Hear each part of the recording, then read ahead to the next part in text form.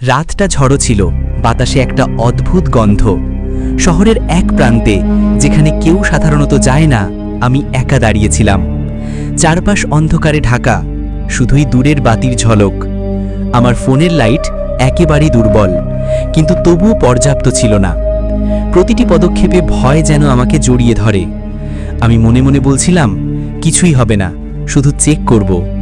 প্রথম বাঁক ঘুরতেই একটা অদ্ভুত আওয়াজ শোনা গেল, কিন্তু ধীরে ধীরে আমার কানে একটি নরম হাহাকার পৌঁছালো। সেটা কোনো মানুষের নয়, তবে মানুষের মতো কিছু। আমি পিছনে তাকালাম, কেউ ছিল না। আবার সামনে তাকালাম, ছায়া তখন আরও কাছাকাছি। বাতাসে হঠাৎ এক ঠান্ডা ঝাপটা, যা শরীর কাঁপাতে বাধ্য করল। আমার শরীরকে শক্ত করে ধরে আমি নিজের ফোন আরও শক্ত করে ধরলাম। ছায়াটি হঠাৎ এক মুহূর্তের জন্য অদৃশ্য হয়ে গেল।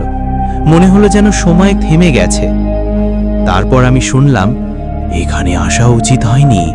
শব্দটি এতই স্পষ্ট যেন কেউ আমার কানে ফিসফিস করছিল।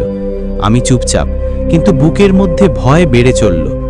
পেছনে তাকালাম, অন্ধকারের মধ্যে কিছু হেলে দুলে। মনে হলো কেউ চোখ দিয়ে আমাকে দেখছে।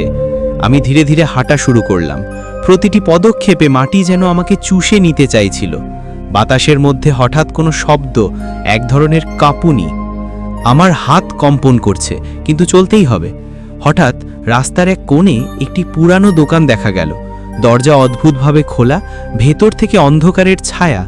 আমি কাছে গিয়ে দরজার পাশে দাঁড়ালাম। ভেতর থেকে এক অদ্ভুত ঠান্ডা বাতাস বের হচ্ছে। মনে হলো আমার শরীরের রক্ত জমাট বেঁধে গেছে। হঠাৎ একটি শব্দ, দরজার ভিতর থেকে ক্লিক। আমি চুপচাপ, কিন্তু মন বলে, দেখ, কিছু হচ্ছে। ভেতরে ঢুকতেই মাটির ওপর কিছু চিহ্ন দেখা দিল। মনে হলো যেন রক্তের চিহ্ন, তবে কিছু অদ্ভুত। হঠাৎ ভেতরের ছায়া আমার দিকে তাকালো। চোখগুলো কালো, কিন্তু ভয়ঙ্কর আভা বেরোচ্ছিল। আমি পিছিয়ে গেলাম, তবে ভয় আমাকে আটকাচ্ছিল। ছায়াটি ধীরে ধীরে আমার দিকে এগোচ্ছিল। হঠাৎ বাতাসে এক অদ্ভুত ঘ্রাণ ছড়িয়ে পড়ল।